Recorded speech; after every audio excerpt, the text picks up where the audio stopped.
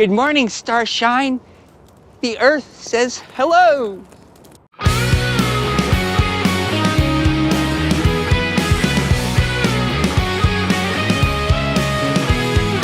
Paralyzed is contagious. You got the world hanging on your lips. Life's gentle, painless. Long time no see. Actually though, when you watch this, you will have seen me just a week ago. This is I'm pre-recording this in advance, honey. Anyway, I don't know if you guys can tell, but obviously it's been quite a while since I spoke to a camera, and it's still kind of weird. Like honestly, I had to like I don't know if psych myself up is the correct way, but I had to be like, come on Teddy, like you got this, because I was just getting in my head so much about it, and I was just like, I don't want to record. But the thing is, I love recording and I love editing. I'm part of a group, and we had a meeting, and the theme of the meeting was like go, and it was kind of like about giving excuses for things that you feel called by God to do. And anyway, I was like, yeah, you came from me actually. So here I am now. I graduated last week, woo, and that was awesome and great and everything. I'm back home, but all my habits have been all over the place. You know, I've been sleeping all over time, and I haven't spent enough time with God, and I think all of those things compounded to how I was feeling. And so I was like, right, we can't be doing that anymore. And so I've been trying to get back into my routine, because I'm a very routine-based person. And so this isn't like, oh, how to be that girl. I don't like that phrase, but that's a story for another day. This is genuinely what I try my best to do every day. So you've already seen my morning routine, and I think it becomes pretty clear that movement is important to me. So I try to stretch every day, walk every day. I work out 5 times a week, and I do this because it makes me feel good, and it's something that I genuinely enjoy doing. Hello, time to work out. Today we're gonna do a Caroline glute, and yeah, I think it's glutes, it's like just RDLs at first, because I don't like legs. I don't like doing legs. The only exception to that is I like doing glutes, because I love RDLs and I love hip thrusts. This is my favorite exercises. So we're going to be doing that today, because I'm already following the plan. I'm just like doing whatever. And so that's the plan for today. I'm scared. I'm always scared. I've done this before. Oh, we're running out of time, guys.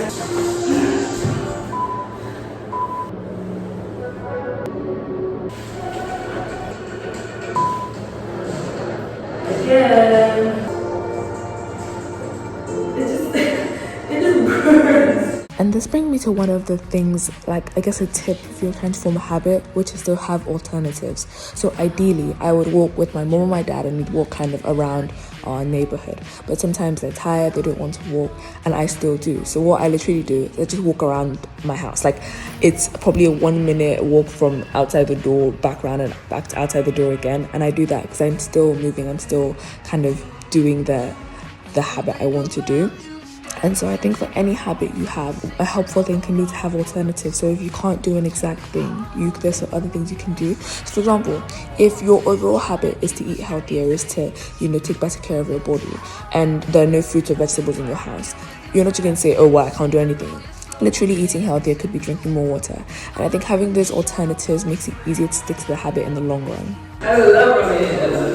I'm also putting on the things that because she's doing 17.5, so I need to use 50.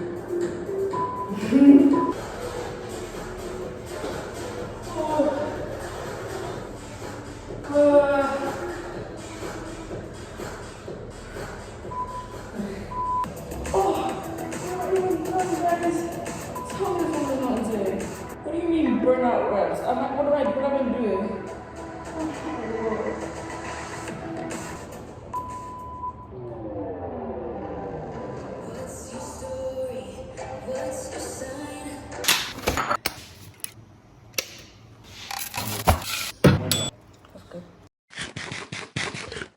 Obviously, food isn't a habit, but a habit I am trying to develop is eating a variety of different things, making sure each meal has protein, carbs, and like vegetables, and also just eating. So not eating and watching Netflix or eating and reading a book, but just being present while I'm having my meals. And yes, that is sardines and jam, and yes, it is delicious. Alright, so I made it kind of like an open sandwich, and I was going to do that, but I'm gonna make it like a regular sandwich. But I'm like a taco. It's like a taco, so we're gonna eat it now. I'm back in the kitchen and I have this vegan protein powder that we bought and I'm gonna try it for the first time. I'm excited, I'm optimistic. I have a good feeling. That's pretty good.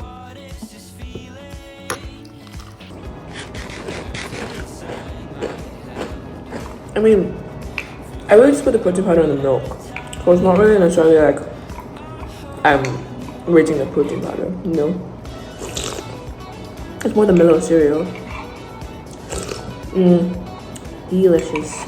And so this next one kind of falls between two things. It's helping my mom in the kitchen, and it's learning a new skill, learning how to cook, which is a life skill. It's obviously has to do with nutrition and eating as well, but it also has to do with spending time with my family, which is another one I really value. And so this can be us going out, having meals together, and sometimes it's just us watching Netflix and then going into very serious discussions about what we've just watched. It's your thing, you dance well, but only for you and me. You turn right when I ask if you can sing. Our friends show you love, but you leave the message sing. I hope they're okay wondering. I noticed when I'm wasted, you help us see your face, it still be staring alone. Okay, now let's talk about reading. I think there's been a resurgence of reading, and it does make me very happy to see as like someone who's like always been a reader. It helped me get back into it, and books are great. Read more books. Speaking of like habits, reading is one that I tried to get back into last year, and like I've been kind of reading since. And the book that actually kind of got me back into reading was The Silent Patient. And I don't have, this isn't actually the book, I lent it to my cousin, but this is the cover. It's this is not just a book video, so I won't go into it. It's really good. Something is against me today. This is like the fourth time I tried to record this video. The first time I didn't have enough storage and it didn't work. Second time I recorded it, it was in slow-mo. Wonderful. Anyways, I was saying, Silent Patient, great book. If you're going to read a book, read that one. Now, the 3 books that I've read recently, or well, I'm still reading this one. I will talk about them briefly. I don't know why I introduced it like that. First one is Bunny. I saw this on my friend's story, read the synopsis, and I was like, I have to read this book immediately. Yes. And it is basically a psychological thriller meets fairy tale. It's very dark, very lush. Like you definitely just like sink into the book. It's a page turn. Like I read it really quickly.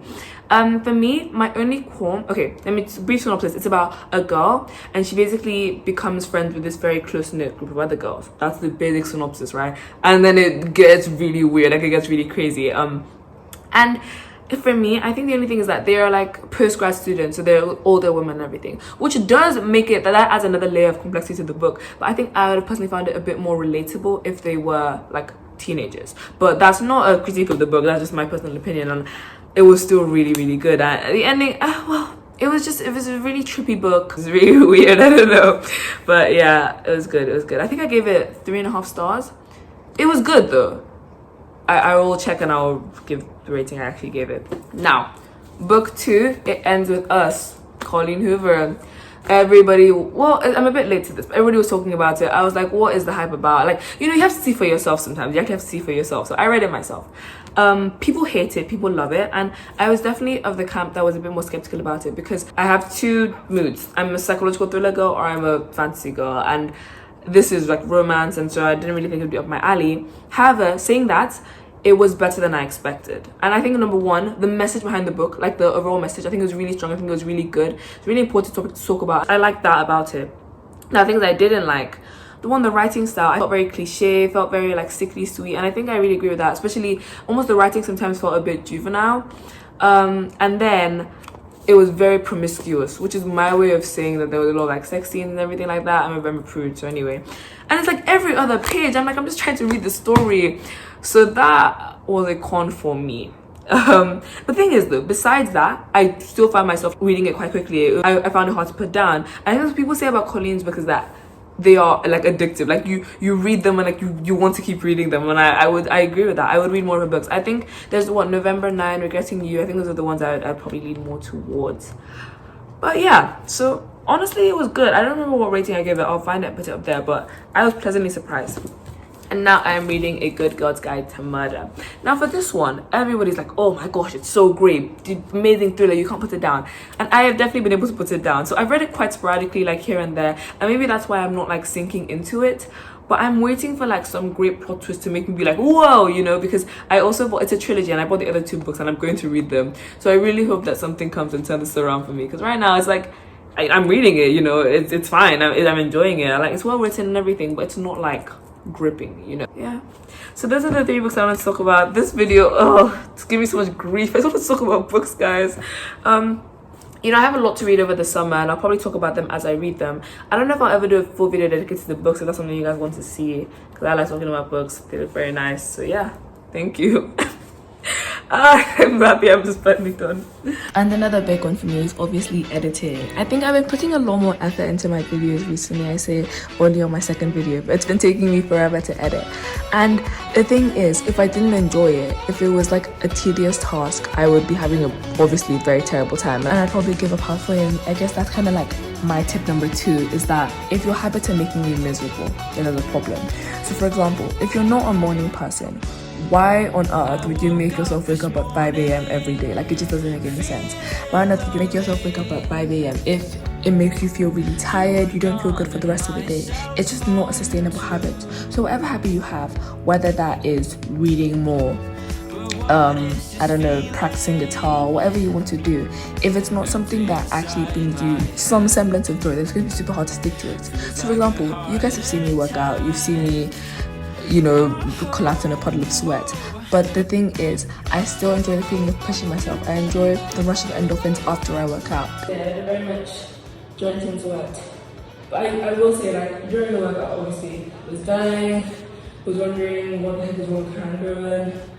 But after, I'm like, I'm glad I did it. And so that kind of makes those parts worth it. If you have nothing going for you when you're doing your habit, if there's nothing that makes you be like, yes, I want to do this again, then it might be time to reconsider the habit. I just spent like 3-ish hours editing, and I'm really happy with what I've done. But you know when you blink and time just passes, and my storage was being really frustrating, so it was really stressful. It was a really stressful period of my life, those 3 hours, but I'm really happy with what we've done. So I'm gonna go watch YouTube to de-stress. Okay, wait, so I'm editing a video that I made of our trip in December that I just like for us, that I just edited it for us. Anyway, I'm watching it back, the editing is so good, and I'll show you guys like...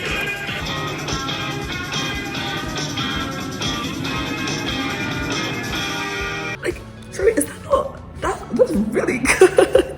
What? I just really like the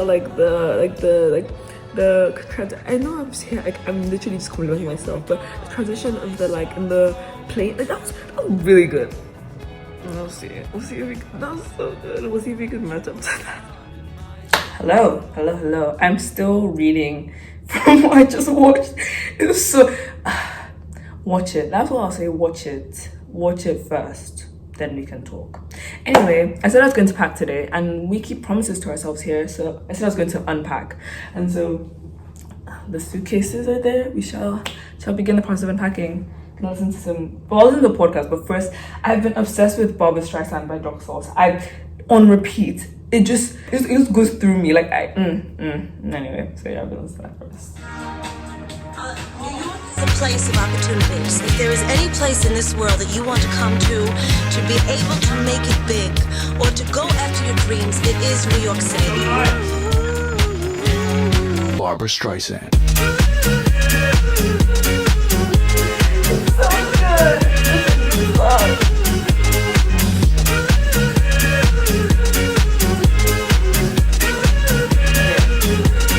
Barbra Streisand.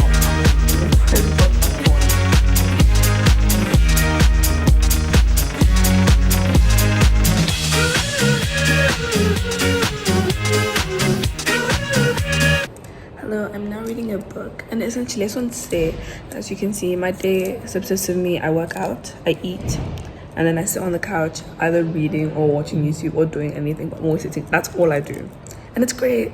It's a great time. So I'm gonna get back to my book. Hello. So I just finished helping my mom in the kitchen. I went on a walk, and today I plan to wake up at 7, and that didn't work out. I woke up at 8, and I just said like 2 things I just wanted to say, which is one, I think with the whole building new habits thing, right, and like there's a whole trend of like becoming that girl. The reason I don't like it is that it gives you the impression that you kind of have to completely change your life from, you know, waking up at like, I don't know, 12, like 11, and she'll wake up at like 6:30, and you have to like do all these things every day. And I think it's just, for me, it's just really strange to think that somebody that wakes up at like 12 p.m. would like do a 418 wake up at 6:30. Like, I think, why don't you just start by trying to wake up at 10, and if you like that, you can start earlier and earlier and earlier. Like, there's no one size fits all. Firstly, like, it's not like, oh, waking up at 7 is ideal. I just like waking up at 7. I'm not a night person, so I like knowing I have a full day, and my body is okay with that. Today I woke up, I missed my alarm, I don't know what was going on, but then I woke up at 8 because that's just the time my body wakes up. So that was kind of point number 1. Then point number 2 was that in building habits, and it's like a lifestyle thing, like, you know what I mean, like, you want to kind of have these habits probably forever. And so if one day, you wake up and you wake up late, you're not meant to work out, like, those things will happen, and so it's fine. I watched Susie J Todd on YouTube, and her lock screen says this, how this quote that's like, excellence is not an action, it's like a habit. It's something like that, like, excellence is the things that we do every today, and I just really do think that that's true. And so what I think is, like, kind of need to have your non-negotiables. And so now, one thing that I'm making non-negotiable is reading my Bible first thing in the morning. So today, if I was to go on, if I woke up at 8, if I was going to go on a walk, like, outside, I would need to like get up right then, wake my dad up, and then go on a walk. But then I wouldn't have been able to read my Bible. So I was like, okay, I'll change things around. So I woke up, read my Bible, did all the things I need to do, and then I walked around my house. And so it's kind of like the fundamentals are still there. I still got movement in, I still read my Bible, and it was just like in a different way than I expected. So just don't lock yourself in.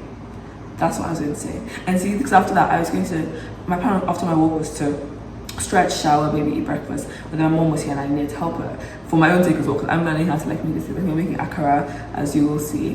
And so yeah, it's just like there's no hard and fast rule. There's just doing your best, and the whole thing is doing things that make you feel better. It's not like if you wake up at 6:30 every day and you literally cannot function for the rest of the day because you're so tired, who is that helping? And so I think, and I just have a lot of thoughts about the whole that girl thing. It's because I feel like it's like a very visual thing. It's like, it's looking like you have your life together, and if the things and the habits are not making you actually feel better, then I just feel like, what's the point? Thank you. TED Talk over.